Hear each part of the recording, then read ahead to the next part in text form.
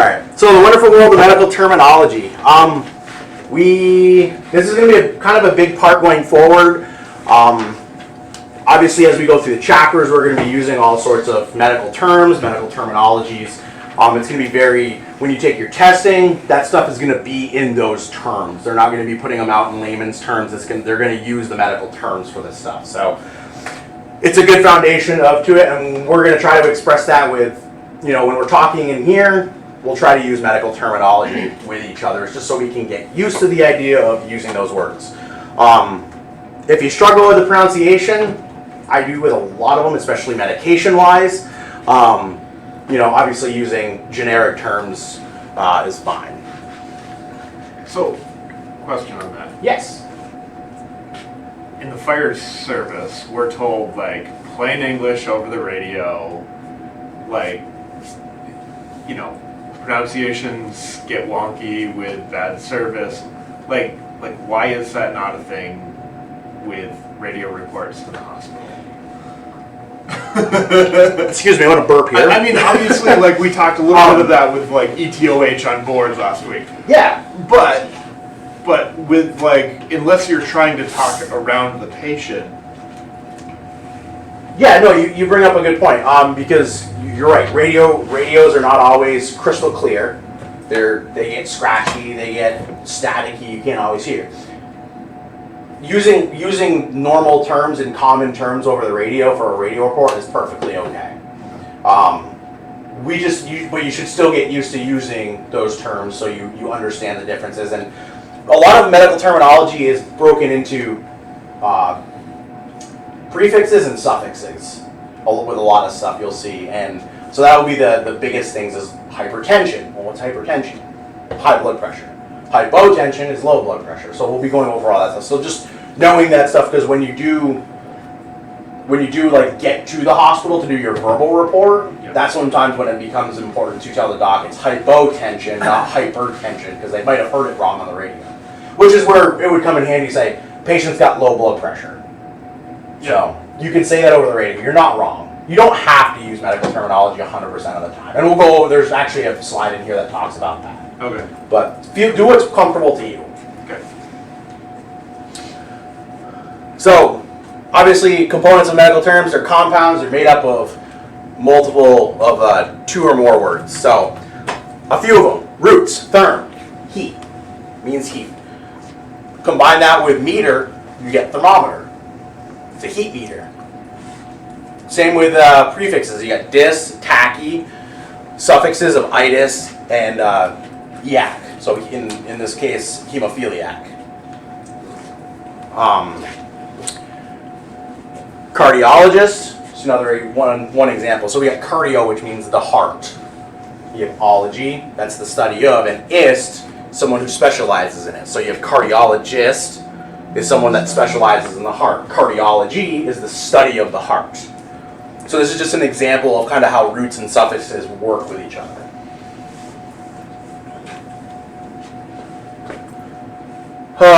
You're going to see a lot of abbreviations, acronyms. CPAP is going to be a common one you're going to see, continuous positive airway pressure. What are some other acronyms out there that you guys might know over medical that you've seen commonly used in places? AVPU, yep. What does that stand for? Alert, verbal, responsive to pain, unresponsive. Yep. So we'll go over that later, in a later chapter when we get to patient assessment. How about just our level, EMT, AEMT, those are acronyms. There's going to be a lot of them that will come your way. Anyone else think of other ones? Greg, did you say one? CPR. CPR, yep, CPR. Please use sample. Yep, sample's a good one. Yep. BP, O2. Yeah. There's a whole bunch of them. Stat. So, stat, yep. Alright, so dissecting compound words. Did anyone pronounce that? Cholecystitis. Close. Cholecystitis, yep. So chole is bile, chole. Cyst means is a closed sac. So everyone's heard of cysts. People get them. You can get them in their hands. You can get them in your feet. You can get them in a lot of different places. Yep, intestines. ovarian cysts are common too. Itis means inflammation. So anytime you see itis at the end of the word, pancreatitis, appendicitis, it's an inflammation of that particular organ. So when you assemble all of it, cholecystitis, you literally have bile sac inflammation. That basically becomes the definition or the translation. Which cholecystitis is an inflammation of the gallbladder. Pretty common problem that people have. Typically will come on with like right upper quadrant abdominal pain. So, when and when not to use the medical terms. Obviously, we're not going to use these terms with patients and families. They're really not going to understand unless there's someone there that has a medical background. So these are the times we're going to use common terms. Even healthcare professionals. I was actually just seeing, we have trouble with this. I was just seeing today, I just actually saw a tweet, believe it or not, we're going to go to Twitter on this one. It was a doctor that tweeted out, like, stop using the abbreviation LEVO. Stop calling norepi LEVO. So, norepinephrine is a drug we use at the medic level to help raise someone's blood pressure. Its generic name is Levophed. The problem is there's a lot of other drugs that start with LEVO. So if you call it LEVO, well, do you mean levothyroxine? Do you mean Levophed? Do you mean a number of other drugs that start with LEVO that I can't pronounce? So even healthcare professionals, we get boggled down by these complex terms. So this is why we will, even amongst doctors and nurses and EMTs and stuff, we'll use the common terms when there's questionable. And don't be afraid if you don't know the meaning of a word. Don't be afraid to say, I don't remember what that is. Can you clarify that? And most doctors, nurses, or anybody will be happy to say, like, it's this. And then you go, oh yeah. And if there's any potential for ambiguity, so radio reports, phone reports, use simple terms. Any questions? The language of anatomy and physiology. Anatomy, study of our body, the structure. Specifically in physiology is the study of how the body functions. So it'll be kind of a beginning to your A and P here. So anatomic positions we have are facing forward, our hands at our side, palms facing forward. Anyone ever seen Leonardo da Vinci's that famous drawing of him of the man? Okay, so this is kind of what we're talking about here, is that anatomic position. So palms facing forward, down at our side. If you notice, has anyone ever noticed how you hold your hands? Like anatomically, how you hold your hands? Do you hold your hands like this? Do we hold them like this? No, our hands always have a slight kind of bend to them. Like our hands, we don't hold our hands straight. They're always a slight bend to them. That's an anatomic position. We divide the body into planes. So we obviously we have a midline. We have our lateral line down that goes from the side, cuts us in half this way. Midline cuts us in half this way. And then we have a number of other ones. So you have midline, then you have midclavicular, which is like from your mid-clavicle down through. Then you have mid-axillary, which is basically from your mid-clavicular to your lateral here. So your mid-axillary is halfway in between there. So it comes down here. I believe there's examples in the book there for it. So anytime you hear something is medial, that means it's closer to the center of the body. If you hear something's lateral, it means it's farther away from the center of the body.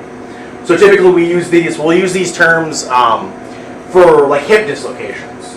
Common thing with hip dislocations is the leg of the affected side, so if it's red, it shortens. And a lot of times it will turn. So if the foot is turned outwards, we say the right leg is shortened and laterally rotated. And that will tell the doc that it's laying this way. If you tell them it's medially rotated, that means they'll know the foot is inward and pointed towards the center of the body. Sounds like someone else is here. It's probably Derek.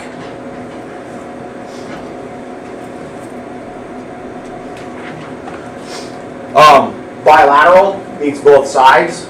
So when you listen to lung sounds, clear and equal bilaterally, that means both lungs are clear and equal. Unilateral, obviously one side. And then, as I said, the mid-axillary line is this line that kind of comes down diagonally on the body.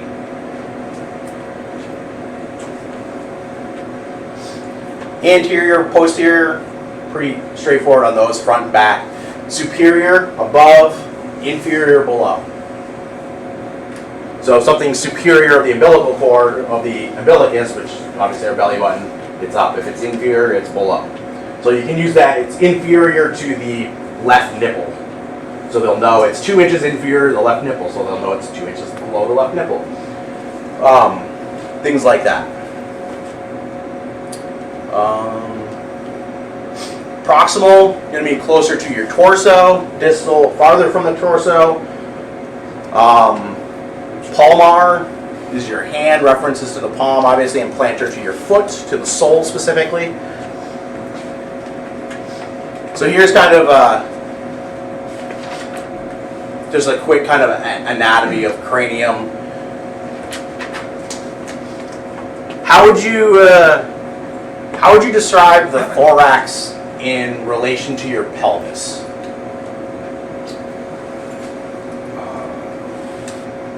Superior. Superior. So how would you describe the location of his right shoulder to the abdomen? Superior. And And axial. No.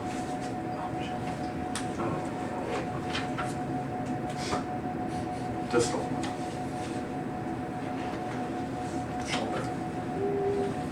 yeah, you could say yeah. So superior, distal, lateral would all kind of work on that description. Everybody kind of getting that feel. Can't use the pointer because the laser doesn't work on this screen. So let's say you go to a call and you get a gunshot wound here. If you're trying to describe the location to the doctor at the trauma team at UVM, how would you describe that to him over the phone or on a radio report? Right femur just superior to the knee. Perfect. Yeah, just like that. Any questions on that kind of stuff on that more? So here's kind of more of the directional stuff. You can see your midline, and then you can see the mid-axillary line.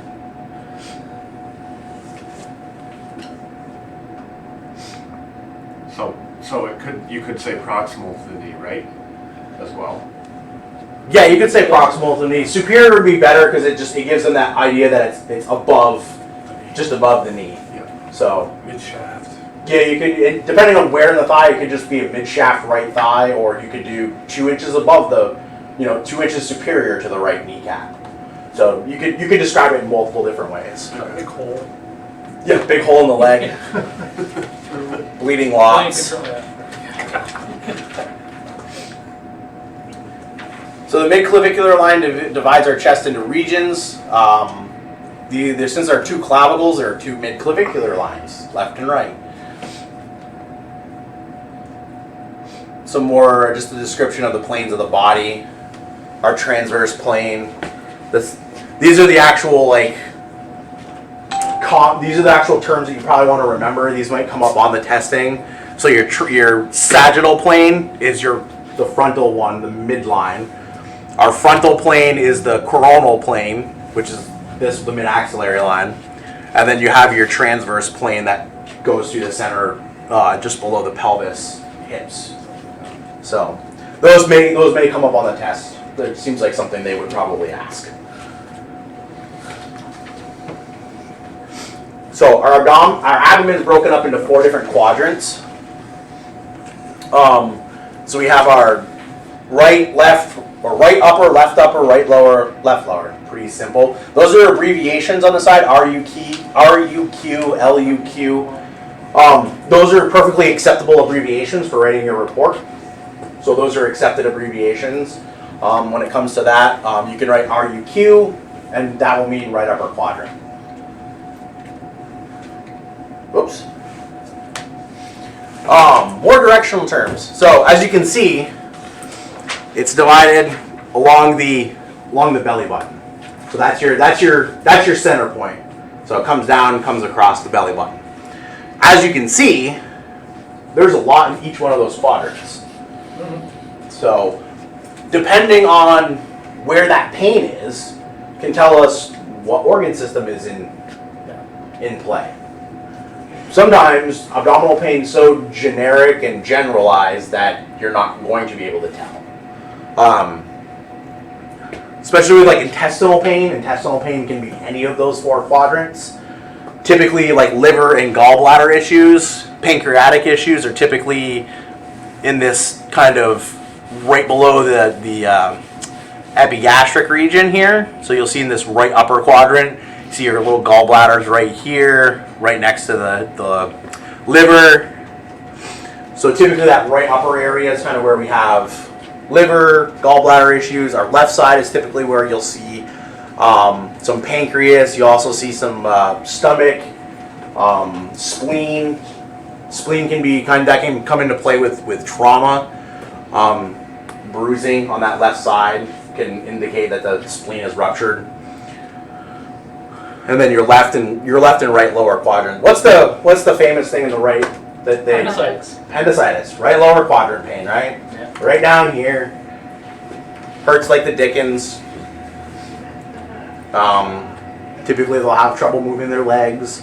There's also other things. Appendicitis can actually also cause pain to travel. So we have what we call, we'll go over this more probably later when it comes time to talk about GI issues and stuff, but call it McBurney point. So there's like a line you draw from that right area up to the belly button, and then halfway in between, if it's tender there with if it's tender to palpation and rebound tenderness, we call that a positive McBurney point. It just increases the likelihood of it being appendicitis. Because obviously you can't really prove anything until you have a CT or ultrasound done. All right, positional terms. Any questions so far on any of the directional stuff? No? So when you're giving a radio report, Yeah.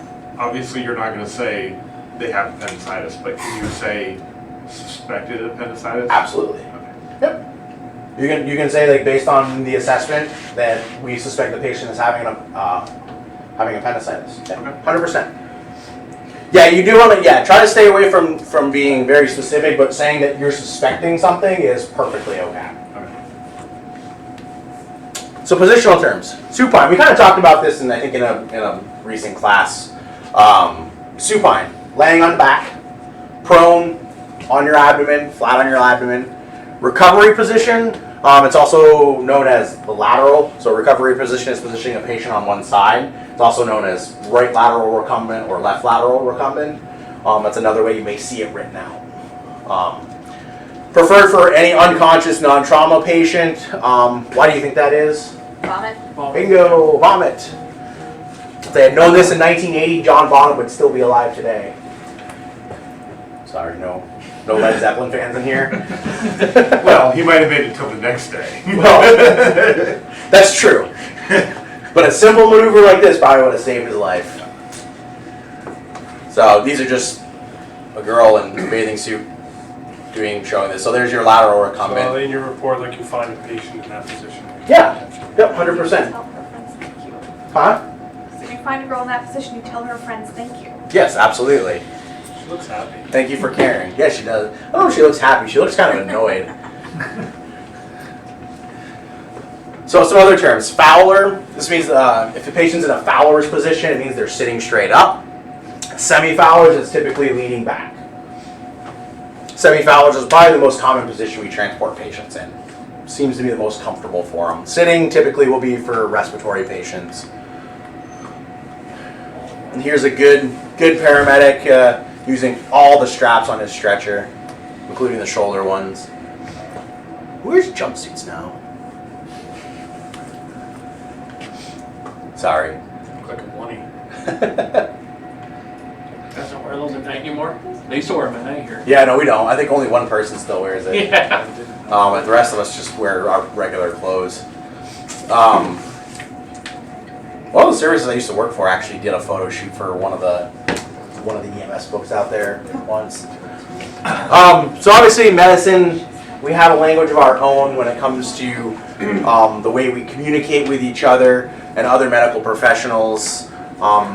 Medical terms will definitely always have some sort of root. There'll be a prefix, a suffix will actually help tell you what's going on, what a patient may have in their history, and things like that. Does anyone actually, before we kind of move on, does anyone know of any other prefixes or suffixes that are out there? That might be. Medications, it actually comes into play, believe it or not. Anyone know of any? Oxy? No. No, not Oxy. So, anytime you see a medication end in LOL, no, not laugh out loud. Metoprolol, atenolol,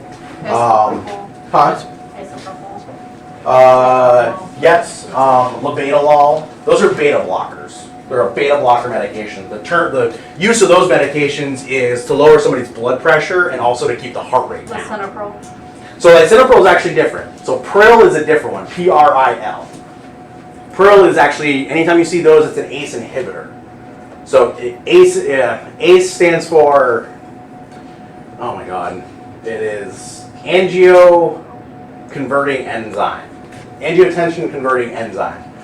And that enzyme actually increases our blood pressure. So an ACE inhibitor does the reverse. It inhibits the body from producing that enzyme to keep the blood pressure lower. So those are a couple of other common like suffixes you might see. Medications are very common to see those suffixes. This MAB, I don't know if you would see that in EMS. I mean, it's monoclonal antibodies. Probably not. So that's, stuff for Crohn's disease and, any kind of not immunosuppressive, any kind of a disease where the body's attacking itself. Yeah, autoimmune. Thank you. Autoimmune disorders, yep. Yep. You could see those though, because Crohn's is, I wouldn't say it's rare, but it's not common. It's probably more of an uncommon thing. Like it's certainly something you could see patients taking, but I doubt that you would have a need for something like that. Yeah, we'll never be administering those types of medications, but you may see them. So you might have a list, and medications change every day. New ones are coming out, so honestly, I go to Google. If I'm looking at a list, I'm like, I know that one, and I don't know those two. I go to Google and look them up real quick. Because sometimes they put they'll put the trade name on there, and nobody knows what the trade name is, but everybody knows what the generic name is. Like Plavix. Like I always forget what the trade name is for Plavix. And as soon as I look it up, I go, oh yeah, I'm an idiot. It's Plavix. It's Clopidogrel. Yeah. One I can never figure out how to pronounce, so that's why I just call it Plavix. So medical is. Didn't I just say that? So obviously understanding how our anatomy and physiology is broken up, understanding where our quadrants in our abdomen, what's contained in those situations, what's contained in our chest, all helps us into better pinpointing mechanisms of actions, mechanisms of injuries or illnesses, and what could be going on with these patients. It's very, very important part of our job. If we don't know anatomy, we have no way to pinpoint what's going on with our patients. We also allows us to be more precise, more accurate with our descriptions. So, we'll skip that for now.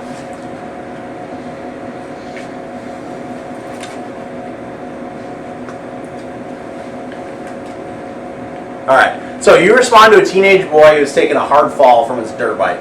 He has a deep gash on the outside of his left arm, halfway between shoulder and elbow, and another on the inside of his right arm, just above the wrist.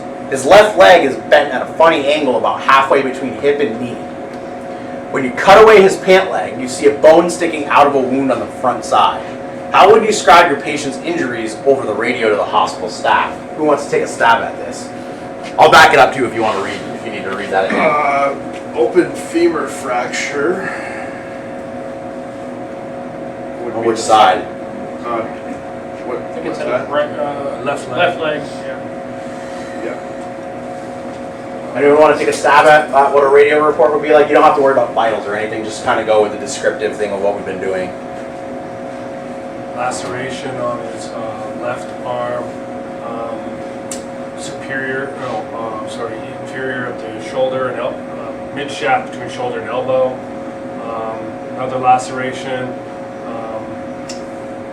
midline, medial right arm, just above the wrist, distal of the elbow, 2/3, something along those lines. Okay. Anyone else want to try it? Give it a try? Anyone want to try it? Would anyone describe it a little differently? There's not really a wrong answer here.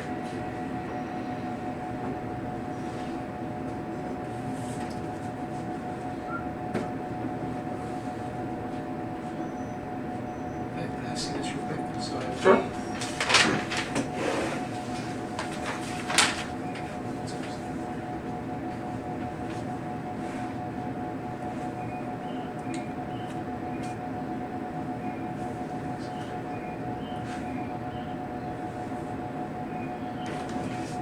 The other would be left arm shoots, humerus, mid-shaft humerus, laceration of the left arm.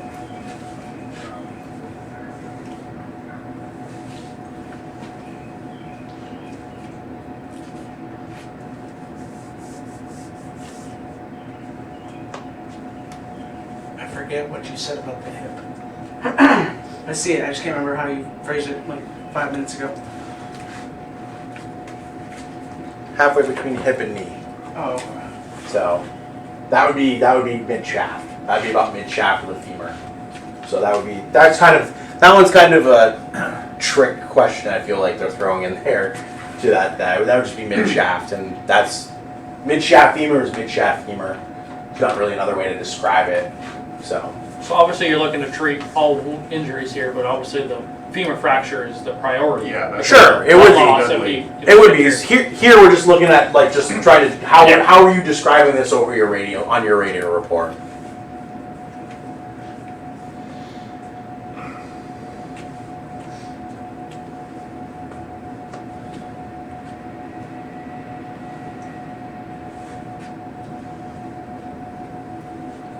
I think the only thing I might do different is right arm proximal to the wrist instead of distal to the elbow. Okay. Patient has a deep gash on the posterior of his left arm, mid shaft between shoulder and elbow, and another on the interior of his right arm, just superior to his right wrist. Also left leg, about 90-degree angle, mid shaft, femur fracture. Okay. Good. How about bilateral arm lacerations and an open femur fracture? That's good too. I told you, there's no wrong answer to this. It's how you come up with the description in your head and how you relay it. There's no wrong answer. I'm on with Greg on this one. Like me, when I'm giving a radio report, patient has a gash or has a laceration to the left upper arm, gash to the right lower arm, has a mid shaft femur fracture. Simple, concise, to the point. So, because what do they really care in the ER at this point in time? femur. That femur. But again, Well, what do they care about the location of the lacerations? All they care about is They he's care got two about lacerations, the bleeding's controlled, we'll be there in 10 minutes. Yeah, they Once care- you get there, then you can give them the more descriptive parts. They're going to see it anyway. They care about time frame and resources. Correct. So Yeah. they want to make sure that when you show up in 10 minutes, Yeah. they're ready. They're So- going to have an orthopedic there. Like I said, Whatever. nobody's wrong. It's just what you prefer. Nobody's wrong in how you describe your stuff. And that's what you will figure out and develop as you do this. Once you guys are licensed, you're on a truck, you're working, these are things that you're going to develop yourself. You're going to develop your way of giving a report. Everybody's slightly different. Kind of like Garrett was talking about last week with writing reports. Everybody's different. If we were all the same, it would be a very boring profession. So, you'll develop that as you go on. So, that's medical terminology. Any questions on it? The LC Ready app that was recommended. Alright, so we're going to talk about Hazmat and how in EMS, if you come across a Hazmat scene, if you're not covering the scene with your thumb, you're too close. Is that good enough for Hazmat? Do I need to go any more in depth now? Get to the book. No, I have the book right here. There you go, right there. I was good. I went out prepped and got the book out of one of our trucks. Very nice. So you guys are probably, those of you that do have fire I got experience and whatnot, you guys are familiar with this book.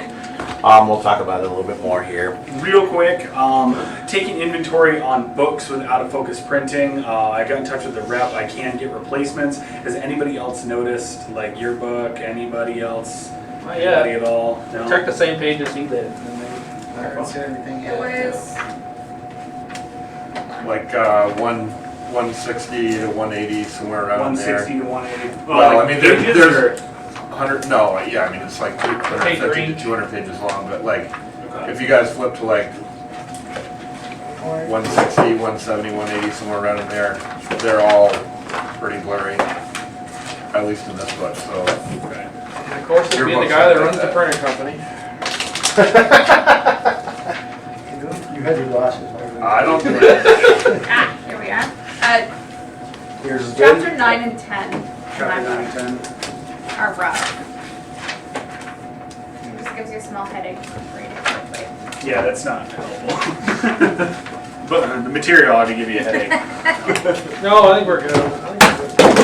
So 2.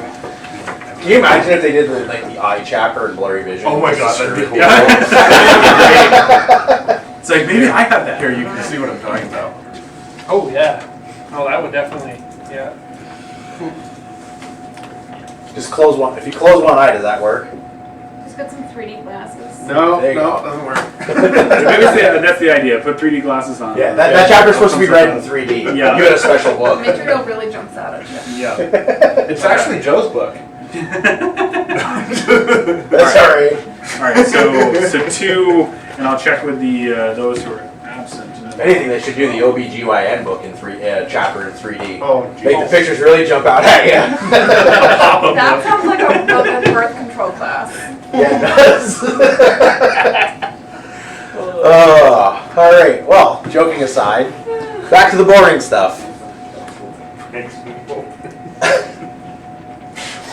Alright, so the DOT, the U.S. Department of Transportation, they define hazardous materials as any substance or material in a form which possesses an unreasonable risk to health, safety, and property when transported in commerce. That's straight from the Department of Transportation. So, you guys are probably familiar with the different levels of training. You have awareness, operations, technician. They're from Michigan. Just like that. Technicians, specialists, and then on-scene incident commander. I don't know why that's like listed as a 5 levels of training. If that's like, I guess I'm unclear if they're listing out 5 levels of training that need to be on every hazmat scene, or because I feel like on-scene incident commander is going to be at any hazardous. There's going to always be an incident commander at these. So. I think it's more or less like a hazmat incident commander, Yeah. such as Yeah, hazmat Cosgrove chief. from the state. Yeah, Yeah, that's what I'm so guessing. that's what I guess too. More or less than your fire chief or But the way they write it out, it just makes it seem like it could be yeah. any fire chief is the incident commander.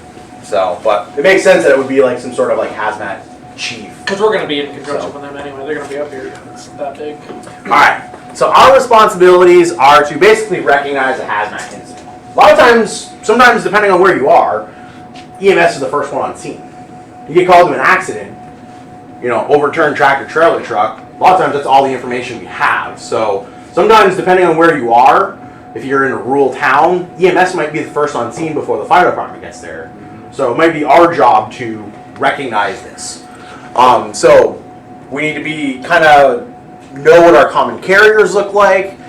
Trucking terminals. Do we have any chemical plants in town? I believe in St. Albans we have a few with like Mylan and the industrial park and everything like that. We have some chemical plants. Ammonia over at Van Jerry's. Yep. I'm sure Barry Calvert has probably quite a few. Do you guys Got have any, lithium and all That's that? not a chemical plant. anything up in Richmond? No, not a plant, but they use. Thomas, I sewer, don't- I the think giant so. propane tank. I mean, Yeah, we they get that have giant suburban propane. propane. Yep. Better So gas down on north. I would say every town probably has some sort of like Yeah. some sort of hazmat chemical area. Cheese plant. Yep. They have Yep. chemicals around. A lot of them deal with it. So railways, which are all over the place still. Though I don't know, do we have any major railways that have like? We don't have any like railroad like yards that are onloading and offloading gas and other chemicals around here. They do come- we? yeah, they- Probably in Burlington, up in Quebec, I would imagine, where most of that stuff is around here. But again, railways can tip over, can derail, things like that. So, and any patient leaving any sort of site, whether they're actually involved in the accident or the site, or they're just bystanders that are trying to get away from it, they're all to be considered contaminated until proven otherwise. So, if we're the first ones on scene, we have to control this scene. We have to figure out what's going on, which is where this book comes in handy, with placards and numbers and everything, if you're not familiar with this. How many people are not familiar with this book? You got, okay. So this book is the ERG, I think we go over it a little bit more. So this book has, if you've ever followed behind a gas truck, you'll see those placards, the diamond placards that have numbers. So this book basically, you can take that number and you can look that chemical up in this book. That chemical number will give you a guide number, which you go over to the orange section, which is the guide section. And what this does is it basically gives you any health problems that may be caused by it. It'll give you evacuation basic radiuses for evacuation, whether it's a half mile, 500 yards, things like that. It'll also tell you about large spills, if it's on fire, how far evacuations have to happen. So so this book is designed to identify the chemical as fast as possible. Yeah, it's not very good, very long though. That book's only Yeah, a few minutes on. It's not. Yeah, so they update this, every 2 years, 4 years? I think the book's updated every 4 years. So this just got updated Yeah, I last gotta get year. that one, yeah. So I think they updated every 4 years. You know the kind of vehicle that doesn't need the placard? The only type? Military. Wow, I can believe that. Gotta sneak They're those. asked to, but they don't have to. Got what? I want you to know what they're hauling. Yeah. Yeah. They're not gonna tell us when they're bringing nuclear materials to seriously areas. though, like if you have a convoy go off the road, like That was actually a serious international incident where they refused a placard and they were hauling dirty material away from the site. And it got hijacked because nobody knew what was in it. And then there was an issue Of with, course. did somebody know, and is this a dirty bomb situation? Or, And yeah. it Oh, sounds lovely. fucking occupied everything international relations for the better part of a month until they found that they just wanted the truck for parts and they had no idea what was in the cargo hold. Well, that's good. They were just In a way. idiots. Could've made a lot of money. Iran would have paid a lot of money for that. Redneck wanted an MRAP. Who wants an MRAP? I don't hear those things are very comfortable to ride in. Yeah, but they gotta be fun to drive. I don't know. Like for a few minutes. My brother was in one that crashed. He said it wasn't a lot of fun. Was he driving? No. Greg, can you not be an asshole? That I can't edit out. That's just part of the class. She so does just say that on repeat, it's okay. That's okay. So we as EMTs, when we first identify, we have to kind of find that initial hot zone. What's the hot zone? Is it going to be 100 yards around the site? Is it going to be a half mile around the site? We have to determine that fairly quickly so we can pass this on to oncoming fire units, pass it on to dispatch so they can alert the hazardous materials teams. Finding our warm zone, finding a decontamination corridor along that, because if we're in a wooded area, you're not going to be able to just go anywhere. You're going to have to find that specific corridor to bring those contaminated patients out so they don't contaminate more. And then obviously establish the safe zone or the cold zone, which is where equipment and emergency rescuers, that's where we're going to stage. Warm zone is where they're going to do decontamination and any probably life-saving initial treatments. Then they'll be moved, after decontamination, they'll be moved out into the cold zone for transport and further care. And obviously, identify the substance. I don't know why this wasn't first, but so again, that's where this book is going to come in handy. If you ever when you take hazmat awareness, because if you do get a job with any sort of EMS agency that's your plan afterwards, you're going to be required to get hazmat awareness, so you'll get to use this book. If you want to take a look at it, it's pretty boring, but it shows basically all the different types of tanker trucks that are out there, and because every truck that's out there, gas tankers are shaped in a specific way versus grain tankers versus porous gas. So everything, they're all different shapes. So based on just the shape of the container trailer, you could tell and semi what might be in there. Yeah, train cars the same way. Yeah. Should have pulled up a video of a train car full of gas when it levied. You ever seen videos like that? Oh, yeah. When they blow. It seems like a nuclear bomb. So obviously, when I say the whole idea of like when you come up on a scene, if at the awareness level, if you can't cover the scene with your thumb out in front of you, you're too close. I'm kind of joking, but I'm kind of serious. It is an actual thing when it comes to hazmat. Once you identify it, if you can safely identify it with binoculars, which obviously is the safest way to do it, you're looking for the placards, which are in that book, or some examples of the placards. I think they're probably also in the book. So they're like the diamond-shaped things. They'll either have a number on them. There's also ones that are divided into 4 different sections where it might be red, it might be white, it might be yellow, or blue. Blue for health. Yeah. Blue for health. Fire. Red is fire, flammable. Yellow is Reactivity. Yeah. reactivity, and white is typically like your oxidizers and things like that. Specific hazards, yeah. And they all have their different symbols for each one. So, kind of an important placard to look for. So yeah, so you're looking for labels. They say checking invoice, bills of lading, or shipping manifests.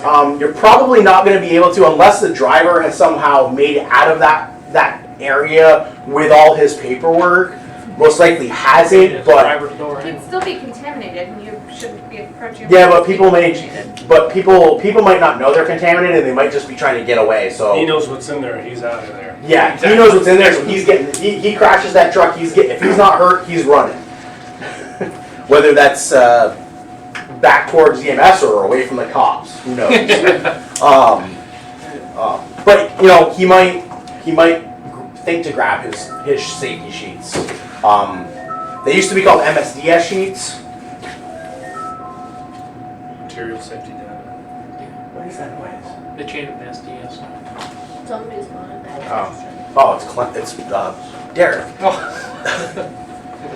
Yeah, so now they're just called SDS sheets. They got rid of the M for some reason. It's just SDS sheets now. Everyone's probably known them as MSDS sheets.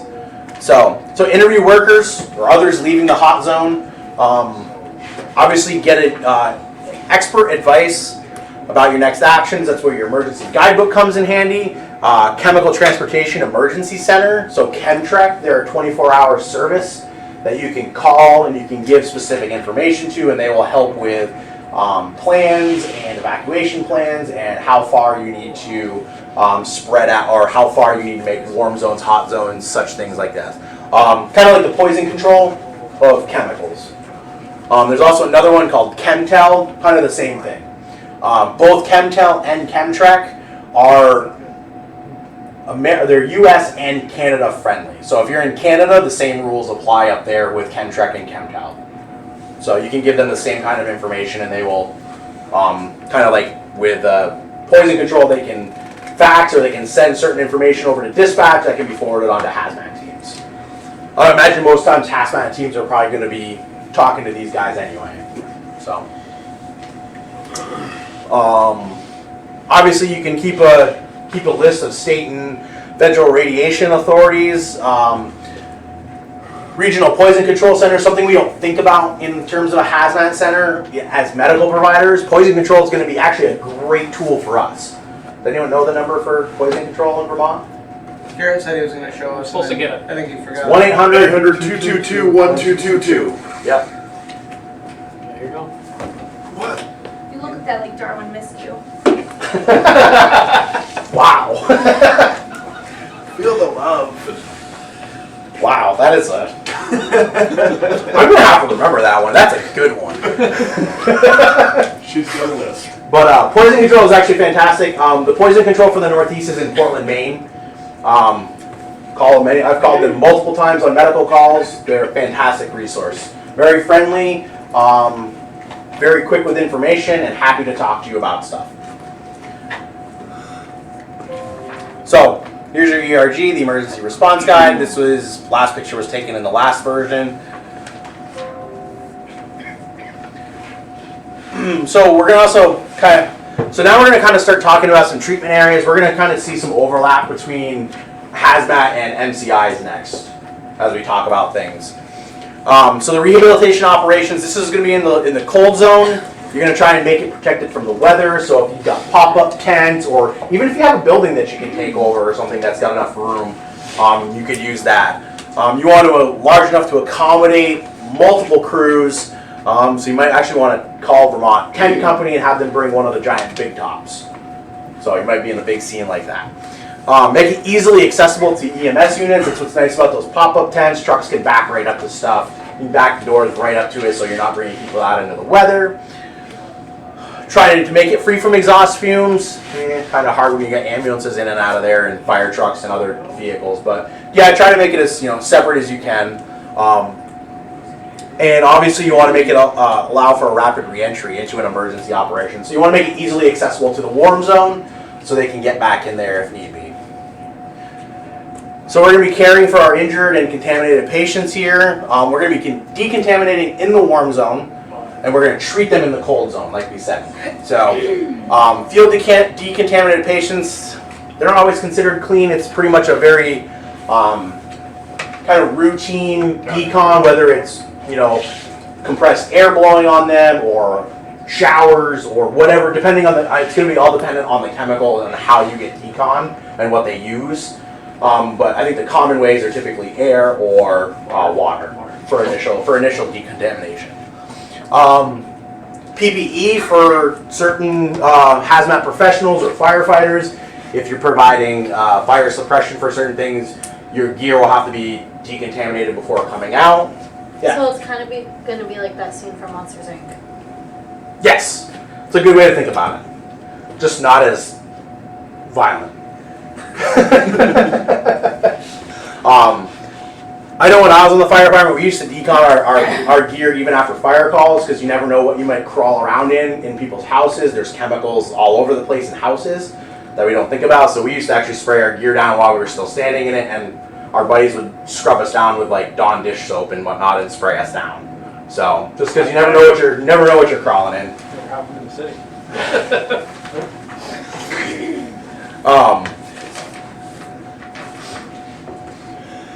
So in the treatment, we obviously want to protect the vehicles from contamination. Don't put contaminated patients inside a vehicle. Keep them outside till they're decon and actually they're ready to be transported.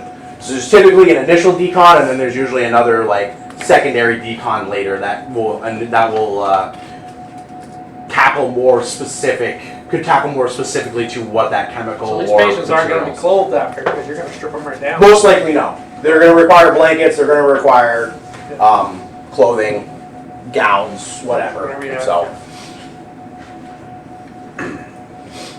basically consider any equipment as disposable at this point, depending on the chemicals. Can the equipment be cleaned after? Things like that. But basically, initially, just consider equipment as disposable. Blood pressure cuffs, things like that might be considered disposable. So, but we don't usually carry more than one set of blood pressure cuffs, so just keep that in mind. So it might just have to be, you're just going to have to really decon those things with whatever's necessary at the end.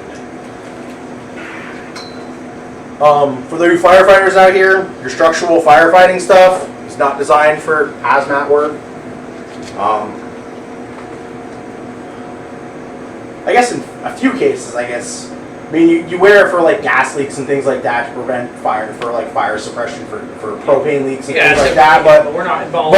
for things like, you know, sulfuric acid leaking out of a tanker, like you're not going to be wearing that stuff. You need a rubber suit. Yeah. What are you going to rubber suit? Save you from sulfuric acid? I think that's what they're in, plastic or something. Yeah, there's gonna be soups there. Yeah. So we have 4 types of patients. We have uninjured, not contaminated, injured and not contaminated, or uninjured and contaminated, and injured and contaminated. So these are going to be our 4 types. Obviously, uninjured and contaminated may just be someone that witnessed the accident, witnessed a tractor trailer roll over, and it cracked a pipe, and he breathed in some noxious fumes. So he might be uninjured, but he's contaminated.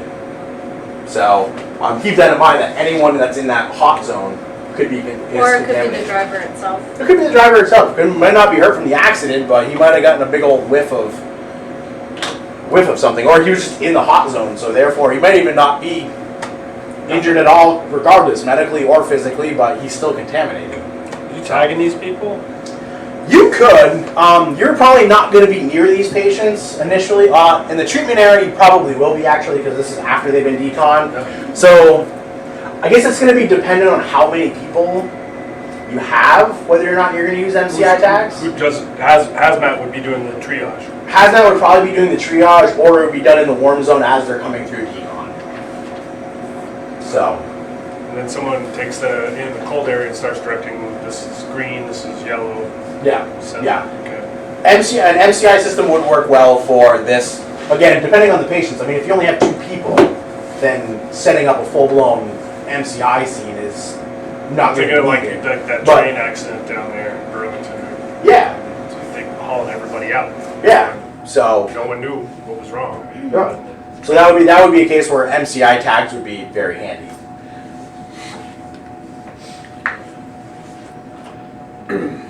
So follow your ERG guidebook when it comes to precautions that are appropriate to these substances. Don't take unnecessary risks with these companies. Substances, you don't want to put yourself at risk, because if you get hurt or you go down, you're not doing anyone a favor. You're not going to be able to help anybody. You're just going to add to the situation by becoming another patient. So just follow the first aid measures. Follow your protocols when it comes to supportive care, ABCs, your airway, breathing, circulation, and we'll be covering a lot of this. So just manage those critical needs. Follow just basic protocols, basic care, and get them to the hospitals where they can undergo further decon and treatment for those specific gases or substances that they may come in contact with. Because it may require specialized care that we might even not have available here in Vermont. They might have to go to Boston or Montreal or even further. So. And then after you're done treating your patient, you're going to have to get decon. You're going to have to probably maybe throw your clothes away. This is why I always recommend, when you guys start working, if you're working as EMS already, or you're going to start working after this class, when you go to work, bring an extra set of uniform with you. Always bring 2 uniforms. One to wear, one for when the first one becomes dirty. So we have phases of our decontamination. We have gross contamination, which is typically the initial decontamination you get out of the hot zone. You're going to get removal or chemical alteration of most of the contaminant. This is where you're either going to get air or water. You're going to get stripped, and you're just going to go through basically the shower. It's a big, I don't know if you've ever seen them. It's kind of like in the movies, big old tents. You walk through and you it's all you get all sprayed. Right now is Monsters Inc. Yeah. It's pretty much. It's not far off. No. See what you did? No, but it honestly actually is somewhat a realistic. I say realistic, but it's true. Like, you're gonna go through this, and then. Can I just say, if those people had handled the pandemic, it'd be over like a year ago. Probably. So secondary decontamination, this is going to be residual product contamination. It's going to be more thorough. It's going to be more specific to the substance that is affecting you. We're going to have multiple mechanisms for decontamination. So emulsification, this is the production of a suspension of ordinarily immiscible or unmixable insoluble materials. using some sort of emulsifying agent such as like a surfactant, so soap or detergent. So this is like our Dawn dish stuff, things like that. Think of like oil, it's not gonna emulsify with water without soap. Right. So, yep. So like oil spills, like when they Yeah. clean up the animals and stuff in the Gulf Coast with an oil So spill. use Dawn. He was done. Yep. I know so because they said it in the commercials. And they put it on The commercials wouldn't lie, right? And they put it on the bottle. They do put it on the bottle too. Hey, you signed me out. Why'd you do that? He's done the cleaning, right? Does a great job too. Hang on, I couldn't remember all the definitions, so I. Well, chemical reaction, that's like if you wanted to counteract an acid, you'd use a base like baking soda, for instance. Cool. Disinfection's pretty I was gonna say, you want to just keep going? easy. Dilutions, they're both pretty self-explanatory. Yeah. Removal and disposal are pretty much self-explanatory.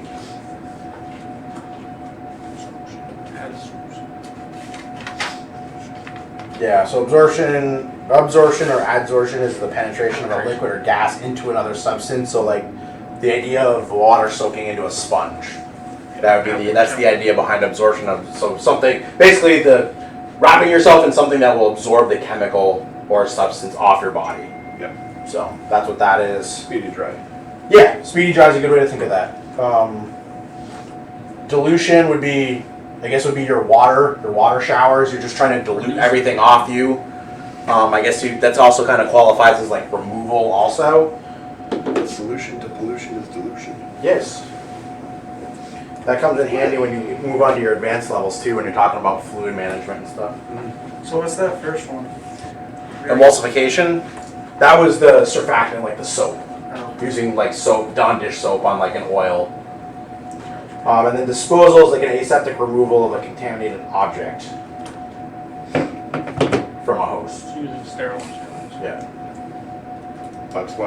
That's taking people's clothes off. Removing the contaminant.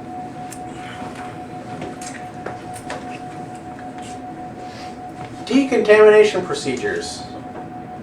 Obviously, we need to determine the appropriate level that's needed for appropriate protective equipment that's needed for these substances and whatnot. Properly wear and operate in your PPE if you're assisting with any sort of decontamination or treating patients. Remember to wear proper PPE. Again, most of that should be in the guidebook. If not, there should be probably a hazmat team there to walk you through what might be necessary. Establish a time log for treatments and things that are going on. You want to operate your decontamination line. I don't know why they go over this. It seems like this is above kind of what we're going to be doing on scene a little bit.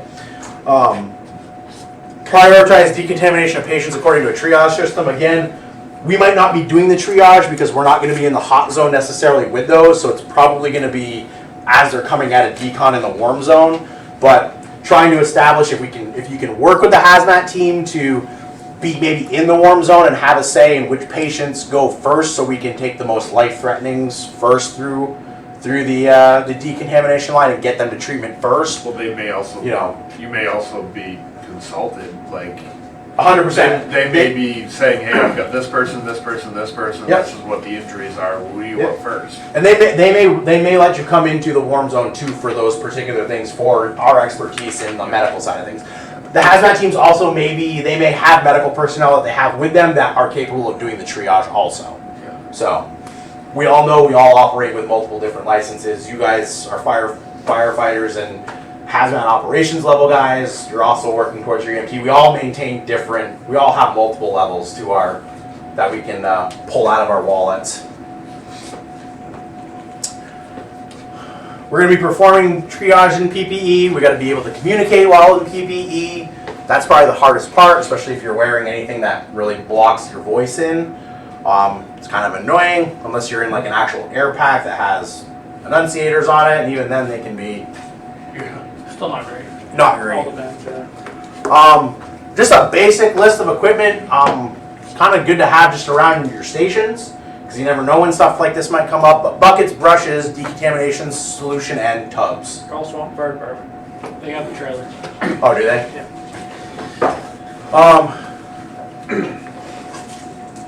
You're gonna want dedicated water supply. Again, it's pretty self-explanatory with tarps, plastic sheeting. There's gonna be usually tents set up for this kind of thing that specific to decontamination.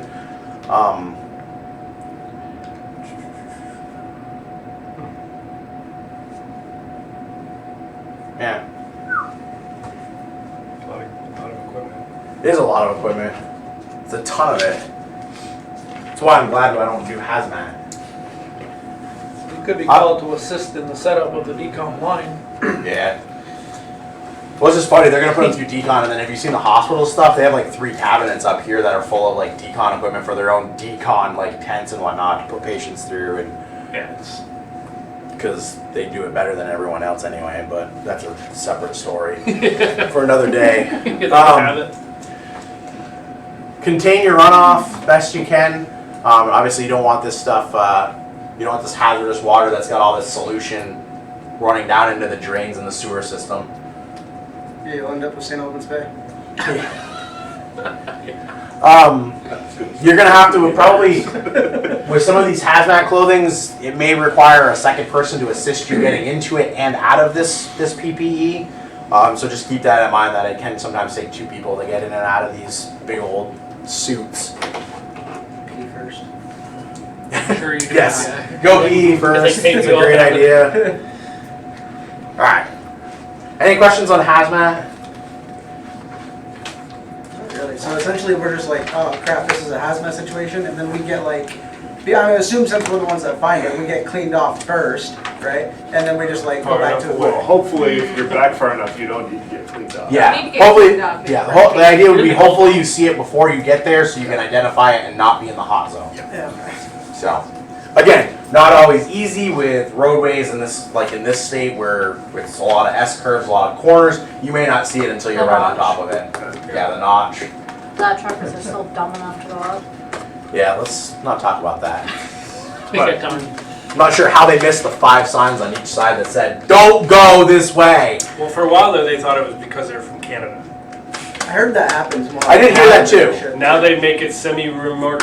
It's in French. It's in French now. Yeah, and English. So Okay. You They can't- got Still a- get- they're still going up there. Stop We also have triple semi-remote fines. interdit. Yeah, it's like what, 3,000 or something like that, 3,500. It Stop. is $3,000 plus any fees to get you out of there for your first time, and then it goes up to 10, 15, and 25. I would. So, Don't go up. keep fucking up. I want to be in there too. I'm gonna have to watch this video. If you really enjoy this, you can watch what I do for my day job. So, multiple casualty incidents or MCIs, they range from small to large. Can be 5 patients to 50 patients. They're basically an MCI would be a scene where the number of patients outnumber the resources available. That's the definition of an MCI. Immediately So- available. Immediately available, yes. So if you only have 2 ambulances going to a car crash and you have 6 patients, that is technically an MCI. Do all those scenes require a full MCI setup? No, they don't. Typically those 2 trucks can most likely manage them because, out of those 6 people that may be hurt, 4 of them will probably sign off and only 2 will end up being transported, kind of. It may end up like that. If you did have 6 patients that needed to be transported, well then you might need a small sort of MCI setup. You don't maybe need a full-blown 4-stage treatment area, but having a certain section where they can be put off to the side and additional resources called in for transport could be something on that term. So know your local plans. They're written out to address events conceivable for this location. I believe Franklin County, we do have our own MCI plan here in this district for fire, EMS, and whatnot. They're usually well publicized. I know we have a book specifically out there on our bookshelf that has the whole incident MCI plan listed out for us, so if you want to review it, you can. They're typically very realistic. They take what's available and they use realism to generate that plan. They don't try to make fantasy numbers of like, oh, this one place will have 18 different ambulances to bring in. Like, it's all based on reality. It's not So, fantasy. like, It's only. Frank would probably say, for example, something happened at like field race or something. Yep. There would be an MCI. There's a plan for an event like that. It's not specific to field days. It's just specific Yeah, for that's any it, sort yeah. of large event. So, and then they're typically rehearsed. Well, they should be rehearsed. Unfortunately, rehearsing MCIs is a very big project to set up. They're hard to set up. They're not something that they usually to do. If we wanted to do something next summer with an MCI drill, we'd have to start planning it probably 6 months ago.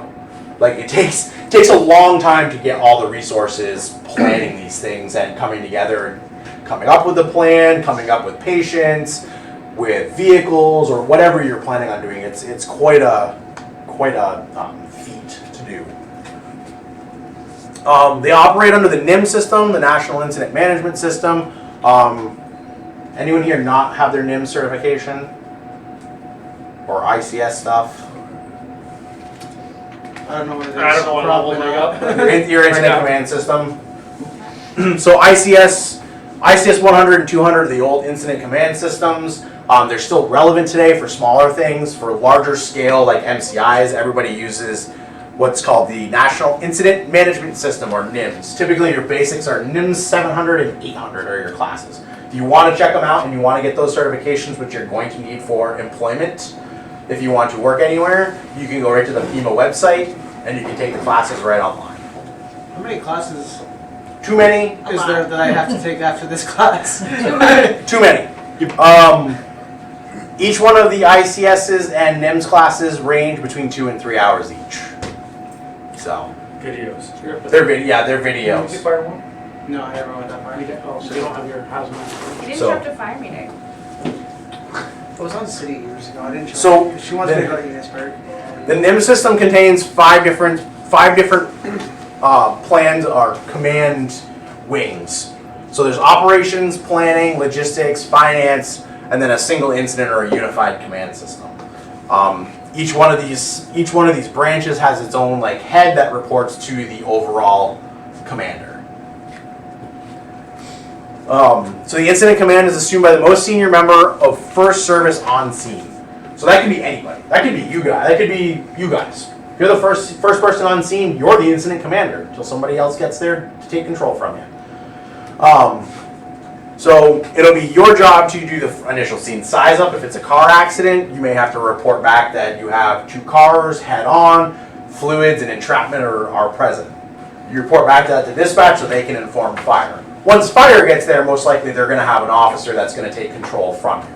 But initial scene command may be hours. And then you're going to wait basically until you can transfer that command to someone of higher rank. So when you're scene size up, you want to do a quick walkthrough of the scene. How many patients, how many hazards, what do you have, degree of entrapment, are they pinned, is it just a quick door pop? What kind of entrapment are we talking about? Keep calm, keep composed as possible, especially when you're radioing in. It gets very hard to understand when you start speaking very fast and speaking with a lot of panic in your voice. It becomes very hard. So take a deep breath before you give that initial call report. Take a deep breath. Tell dispatch what you see, and call for any additional resources. If you know you get 5 patients and you need 3 more ambulances, say, get me 3 more ambulances.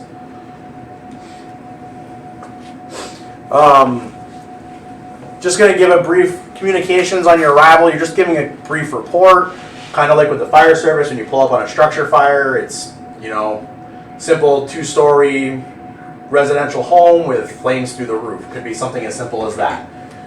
Could be a little bit more in depth.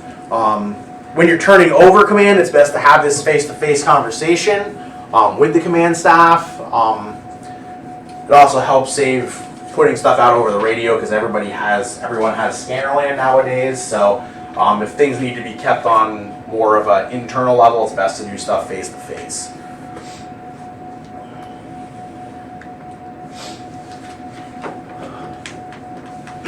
Organization, early and aggressive organization is vital. The more kind of aggressive you are with this stuff, the better it works out in the long run. Your planning person, so you're gonna have a plan to deploy your resources, where they're going, how you're doing it. Think big, order big. It's always better to have, with these kind of situations, have more than you need, so you're not waiting for more when you do need it. What the old saying is, it's Hope better for to the have best. and not need than need and not have. Hope for the best, plan for the worst. Yep, exactly. Same thing goes when we talk about later on, like calling for a helicopter. Sometimes scenes sound really bad, and we call for the helicopter long before we're on scene, and then we get to the scene and it's like, oh, this isn't bad. Yeah, you can cancel the helicopter. Well, it's better to have them coming because they have such advanced amount of care that we sometimes can't provide in the field. Sometimes it's best just to have them coming. And trust me, they don't mind. They love getting up in the air and flying, so that's why they do it. That's their thing. That's their thing. So if they get to get up in the air and go for a little ride, they don't care. It doesn't cost I shouldn't say it doesn't cost anybody. It probably costs taxpayers. Somebody's but- paying for it, yeah. Someone's paying for it in the long run, but anyway, there's no bill to the patient. There's no bill to the patient. There's no bill to the service for calling for that stuff. I know in Burlington, they usually use it as training time. Like Yeah, maybe yes, certain that's what they do. hours. Yep, and the pilots use it. It's considered pilot hours for them too. Yep. So it's a bonus for everybody. Yep. Think about your supply, your staging areas. Try to prevent freelancing. Nobody likes a freelancer. They become a Liability. they can become a liability on scenes with things like that when you don't know what they're doing. They could cause more harm than good. Freelancing? So freelancing is when you have someone on scene that's doing their own thing without they're not telling command what they're doing. They're just doing whatever they want without any instruction or without any goal in mind. They're not, basically it would be someone that's not being a team player. Think like, well, we haven't done extrication yet, but think like you're at a scene and you're working on a patient inside the vehicle and you haven't covered the patient up yet, so you're not prepared for people breaking windows and someone just comes around and starts breaking all the windows without being told. That would be freelancing. It's kind of counterproductive at the time because not everyone was prepared and coordinated. So basically, I like your initiative, but slow down a little bit. Another way to describe it would be like a firefighter entering a building without permission or without any knowledge Going to burn a of, building without telling anybody. So basically not being a team player, taking it upon yourself to do your own thing without. Stay in the staging area, wait for your sign. They're not cool and they're not usually appreciated by the rest of the team. Have some personal tools such as a tactical worksheet. I don't know what a tactical worksheet is. I'm assuming it's probably just a list of the tactics, so what the plan is, something that lays it out. This whole thing. Yeah, something like that, yeah. See, that wasn't in my copy. I didn't see that in my part of my book. So I got bad printing and extra worksheets. No, you probably just, mine might be like an instructor, so it's just more of an overview of things.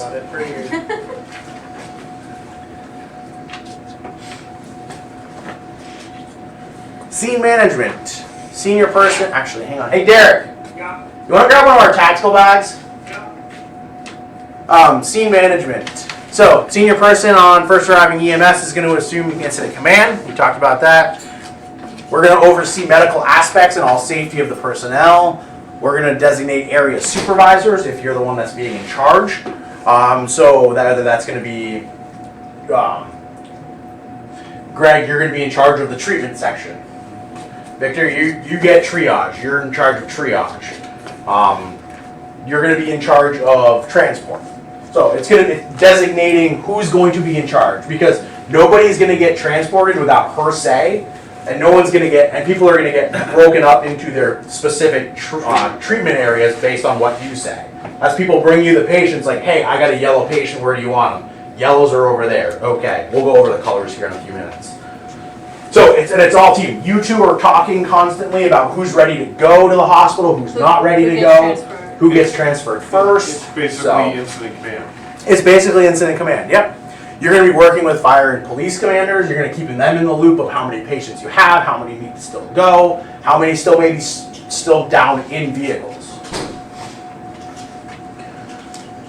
You're also gonna work on restricting access to the scene. I was gonna bring that up with the MCI stuff. Yeah, sure. Hey, they got a tactical worksheet. So psychological first aid may be necessary on scenes of an MCI. Don't attempt to engage in psychoanalysis, just be there to listen to patients. You may have to be there also just to listen to your fellow providers. These scenes they're chaotic. They probably are gonna be some of the worst calls you go on. We're gonna get to that in a few minutes when we start talking about tagging people. But they're emotional, they're stressful, they're not something that's just a run-of-the-mill call that we do every day. There's more to these. After these, stress debriefings are very, very important to go to if you're ever involved in an MCI. If you're ever involved in any sort of traumatic event, and they call them CISDs, critical incident stress debriefings. If you ever go to these, I highly encourage you all to attend those. They help you, they're 100% anonymous. When you go, anyone that goes there, you're basically sworn to secrecy. Anything that's said there stays there, and it gives you a chance to get emotions out. They're very good about stuff like that. They're run by professionals that do that for a living. So they're very good, highly recommend it. But in the heat of the moment, on scene, you know, one of your fellow responders may come up to you and say, "Hey, I need to talk for a few minutes." You know, so it might just be you just might need to give them an ear to listen to. Don't try to analyze what they're saying. Just listen to them, be there for them. And same may go for patients. You may have to just do this with the patients too. You know. So these are our branch functions at an MCI. Extrication, which is going to be probably in conjunction with the fire departments.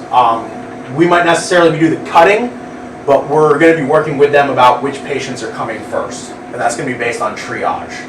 We're going to have a staging area for equipment, whatever is needed for triage. After the triage area, you're going to have the treatment area. This is where patients are going to be brought as they're coming out of these places. That's where they're going to go for initial treatment. After treatment's done, they're going to be moved over. Well, typically transportation area is usually right next to treatment. If not, it's the same area. And then it's the transportation commander's job to, this person is ready to go, they can go next. And then rehabilitation area, this is typically for first responders. They're probably triaging a little bit, like sub-triaging a little bit. Yeah, a little bit more. Yeah, they're saying this red is more red than this red, they go first. So. Then your rehabilitation area. That's where you're going to go when your commander says, "Hey, you've been here at this for 2 hours.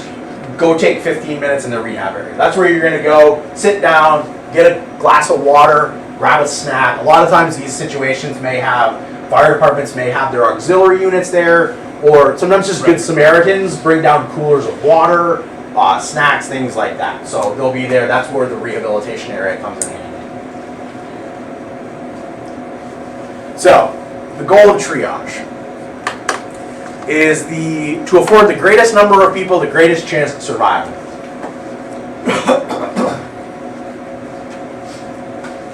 The most knowledgeable of the EMS providers become the triage supervisors. Typically, these are probably going to be the highest level certifications on scene, so this is going to be the advanced EMTs, this might be paramedics. But it could be you. It all depends. I was going to say. Usually EMTs are usually going to be the guys. You guys are going to be the ones doing the triaging. But if you're good at this kind of stuff, you may be the supervisor. Initially, you may not be the whole thing, but initially that might be your job.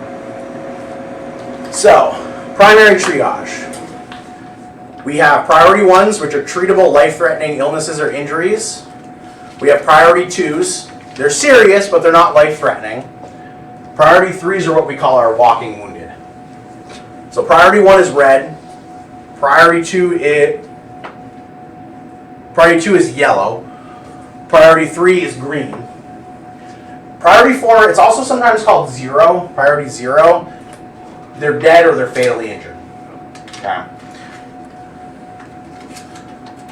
Vermont uses the START. So it stands for Simple, Triage, and Rapid Transport. It's the foundation of a system is speed, simplicity, and consistency of the application. It's simple commands to the patient. So our evaluations are based on 3 things: respirations, pulse, and mental status, RPM. So, priority 3s. These are our green walking woundeds. So this is oh, by the way, for anyone that wonders, every ambulance has MCI kits on them. So they come in a little plastic bag. It comes with a card, a pencil, and a mini light stick that's in red. So this is for like nighttime stuff to identify like where the card might be. So minimal, priority green, priority 3s. So these are the people that are able to walk. So let's say you got a tourist bus crashes on the interstate. You go up to it. So whoever's doing triage, you're going to be on that bus and you're going to go, can anyone hear my voice? Anyone that's going to respond, yes. Can you walk? Yes. Anybody that can get up and walk on their own, you tell them to get up and start coming your way and walk off the bus. So those are our walking wounded. No, we had that on the interstate years ago north in Swanton. Yep. But there was a lot of Asian people. Oh yeah. Language barrier was very Yep. very hard, so they didn't understand what we were trying to tell them. And of course we have And it was, a lot of French people that come down too, so you may run into French. So There's Oh, a yeah. big delay. if you can learn some There's a big delay there too, because of 911. yes, yeah, there wasn't, yes. if you can learn some French would be a great little thing if you can learn certain terms and language in French. We luck out because we'll just call Clem in. Clem Yeah. speaks fluent French, so just make him do it. So if they're able to walk, they walk off the bus. They walk off the scene. They walk towards the treatment area. You point them in the direction. You walk that way towards that person over there. They start walking. If they're not, you're going to go on, you're going to check their respirations. Only 3 treatments are provided during the START triage. Okay, so this is where we're going to start different. This is where we've talked a little bit about protocol and how you should follow your protocol and your guidelines on stuff like that. MCI is where we're going to start going off from those. When it comes to triaging, you're only doing 3 things. You're going to open an airway. You're going to insert an oropharyngeal airway, which is something that goes in the mouth and holds the tongue off the airway. You're going to apply pressure to bleeding or a tourniquet, one or the other, and you're going to elevate an extremity. So the only 3 things you're doing. ABCs basically. ABCs, basically, if that. And that's only to a point. So you're going to assess their respirations, their breathing status. So, are they breathing greater than 30 times a minute? If so, they go as an immediate priority 1. If it's yes, but it's less than 30 a minute, you're going to go on to check their pulse. Everyone kind of following kind of the flow here a little bit? Okay. So, check pulse. No pulse, position airway, recheck respirations. If they're not breathing and, wait, did I skip a? No. So yes, so if they're breathing less than 30, check the pulse, okay? Moving on, if you assess their respirations first and they're not breathing, position the airway. So open your airway. We'll learn the head tilt, chin lift, and jaw thrust maneuvers later. But you're going to open the airway up. You're going to recheck the respirations. If they're not breathing after these attempts, they go priority 4, which is dead or Expected. Okay. So this is where the emotions kind of come in a little bit. It's hard to do this because our job should be to pull this person out, start CPR. But remember what triage is. It's to give the greatest number the greatest chance, right? This is where you're basically tagging someone, they're dead, you're moving on. Okay? So this is what I'm talking about. These are hard calls. You're making very difficult decisions very fast. If they do have a pulse and they are breathing, when you go on to move, you're going to assess their pulse. You're going to grab their radial pulse, which is here in the wrist. If they're unresponsive, not breathing with no pulse, they're priority 4. If they're breathing but no radial pulse, they get priority 1. So they're going to go back to that immediate. They need to come out first. Breathing, if the breathing's good, pulse is good, good skin signs and cap refill are good, you're going to check their mental status at this time. So assess level of consciousness, 3rd. If they're alert, they're priority 2. So that means they're serious, but they don't necessarily need to come first. If they're altered in any way, they get the priority 1 again.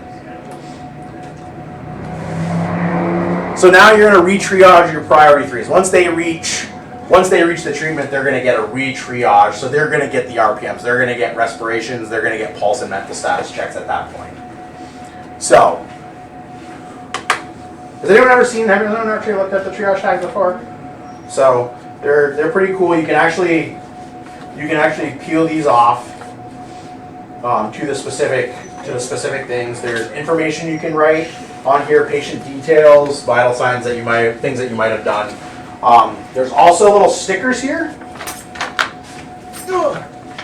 that you can put. So if you put a tourniquet on, you can actually take the sticker off and put it on the little, put it on the actual sticker, so they'll know that. So they'll know that there's a tourniquet on this person, because if a shirt falls down over it or something, it might not be seen. So if you put this inside or outside a blast area, or again for hazmat scenes, there's a contaminated sticker. So these should always go with the patients all the way to the hospital. They should stay with these patients, because when the patient gets to the treatment area, there's sections for vital signs, treatments being performed, things like this. So once this goes to a patient, it's on the patient till they're released from the hospital. And even then, it might even still stay with their patient chart. So, yeah. Very handy. And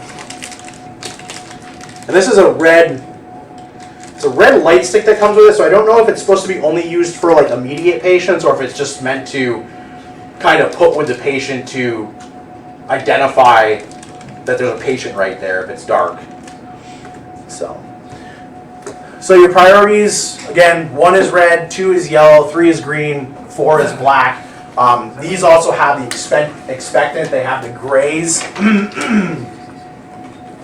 which You can go back to them. did it? Okay, I think it's coming up. So START is just one type of triage. There's also SALT, which is sort, assess, life-saving interventions, treatment, transport. Slightly different way of doing things. So your immediate, which is your color red, are severe injuries who are likely to survive with treatment. Questions you have to ask is there peripheral pulses, there's respiratory distress, is hemorrhaging controlled? Obviously, if they're spurting blood, put a tourniquet on them, stop the bleeding, and move on. Do they follow commands? Are they making purposeful movements? If any of these answers no, the patient is tagged as an immediate. So they're tagged as priority 1. Patients get moved to the casualty collection point, or you may see it abbreviated like CCP sometimes. So delayed, which is our yellow, these are serious injuries, but not quite crossing over to the immediate. They're serious, but might not necessarily be life-threatening at that moment. Do they have pulses? Do they have respiratory distress? Again, hemorrhaging control. They're following purposeful movements. If yes to all with a significant injury, they get tagged as yellow or delayed. Minimal, color code green. These are patients with minor injuries, again, walking wounded. Code black, or dead people, injuries incompatible with life or without spontaneous respirations. Is an adult patient not breathing after an EMT opens the airway? Is a child patient not breathing after an EMT opens the airway and gives 2 breaths? If the answer is yes, You tag them as dead, and you move on. Expectant color is gray. They're basically unlikely to survive given the available resources. They receive treatment only after all immediate patients have been moved forward. So once all the reds have been moved out, then you can move to expectants and see if they're still alive. At that point, render aid, move them out to the treatment to see if they can be saved. I told you, MCIs are not fun. There's a lot to it, and I don't think anyone would ever relish tagging anyone as dead and moving on. It feels counterproductive to us. So secondary triage, this is where it's going to be performed at the patient collection point or the triage area. They're going to get a secondary eval real quick. Then patients are going to be separated out into their treatment groups. They're going to be sent to yellow, green, red, yellow, wherever their necessary treatments are going to be done, which are usually right next to each other, so it's not like they're going to go far from one level to another. Treatment groups are obviously based on the priority level. Each treatment zone, each treatment area should have its own supervisor. So there should be one person overseeing all the reds, one person overseeing all the yellows, and directing his or her minions to save lives. And it may be necessary to recategorize a patient whose condition has deteriorated or improved. You might have a yellow that improves out with treatment, can get moved over to green. But you also may have some greens that deteriorate down to yellow or red.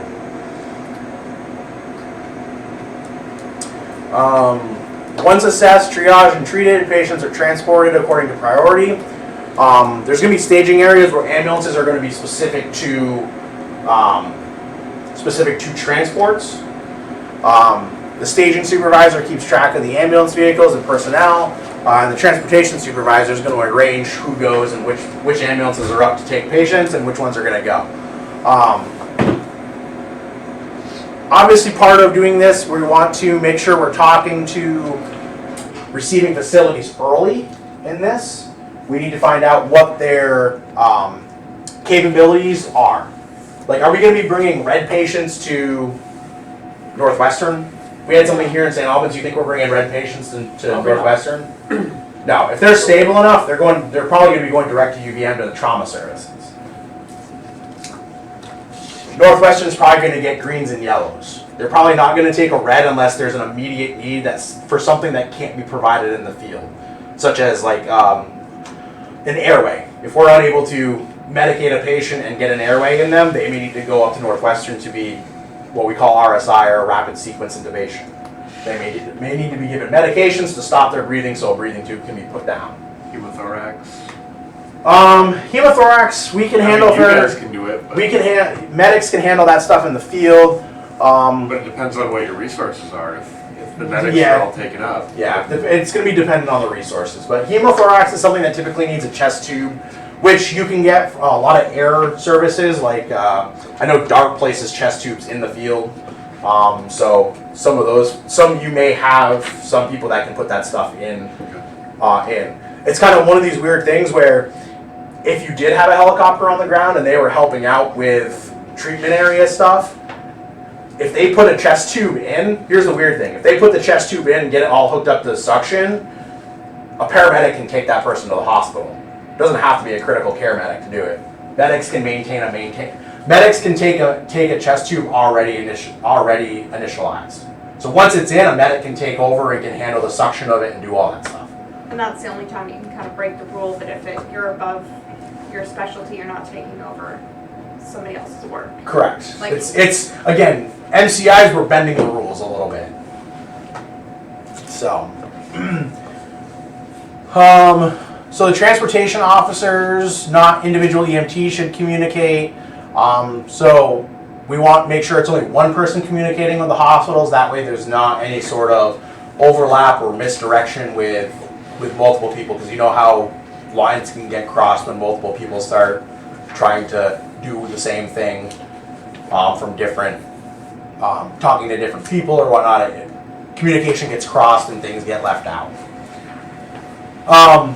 So are you saying that as the patient's being transported to the hospital, there's no radio communication from the ambulance to the hospital?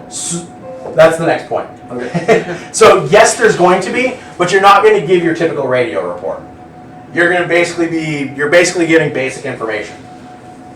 45-year-old female, involved in the MCI, has tourniquet placed, we'll see you in 20 minutes. So it's going to be very basic, and then you're going to give, your full report is going to go to the teams when you get down there. You're not going to be giving this stuff to, you're not going to be giving it over the radio because there's going to be so much radio traffic that you can't tie up the lines for long. So it's going to be very quick. Initials, date of birth, and anything major that's been done, probably. This may be more for assessments than for MCIs, but are you treating children differently because they can crash easier, they can kind of mask symptoms more, or you're still treating everyone? So yeah, it's more of an assessment, but question, but yes and no. Like yes, You're kids taking are. it into account. You're taking it into account, but kids are going to be different anyway with the way their vital signs work and with the way their systems work. Yeah. They do tend to hold on better before they crash. They tend to hold on longer. Yeah. The problem is when kids were with an adult, when they start to go over that lip, it's usually a decline down. Whereas kids, they compensate, and then it's a cliff. They drop quick. So yes, we're treating them slightly different, but it's going to be based on triage and transport, or triage and treatment of what's being done there, what's being found on assessment. Because at the treatment area, they're also going to be getting full assessments. The patients are going to be getting fully assessed at that point, vital signs taken, trauma assessments being performed. So they're going to be looking for those things at that area. So yes and no. We'll cover more with like when we get into it and stuff. I mean, everybody always tends to treat kids differently just because they're kids, and I don't think anybody in here ever wants to see a kid hurt or serious shape or a dead kid. Yeah. Nobody wants to see that. And so, and that's what's hard about MCI is we talked about that in that a couple of slides ago, where if you give rescue rest to a kid and they're still not breathing, you're tagging them as dead and you're moving on. Yeah. And it's not an easy thing to do. I've never had to do it. I don't ever relish the day I would have to do it. Don't ever want to do it. I don't even want to dream about it. But I don't think there's a way to kind of comprehend how anyone should feel about it. The day sick kids become easy is the day I retire.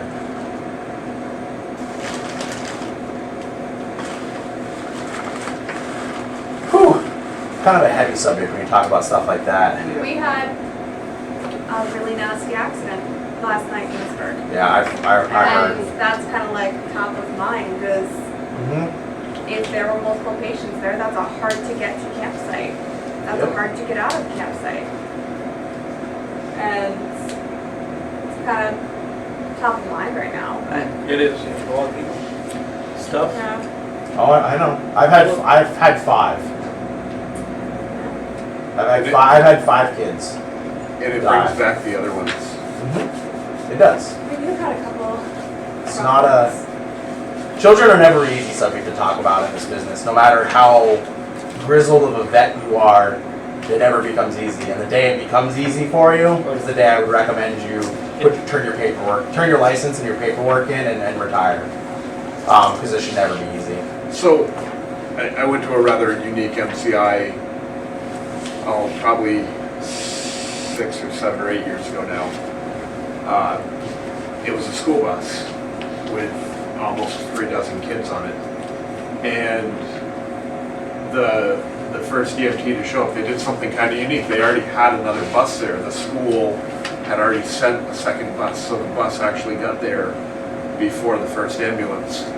And when the first ambulance got there, the EMT that was in charge, he said, anybody that can get up and walk, go to the other bus. Yep.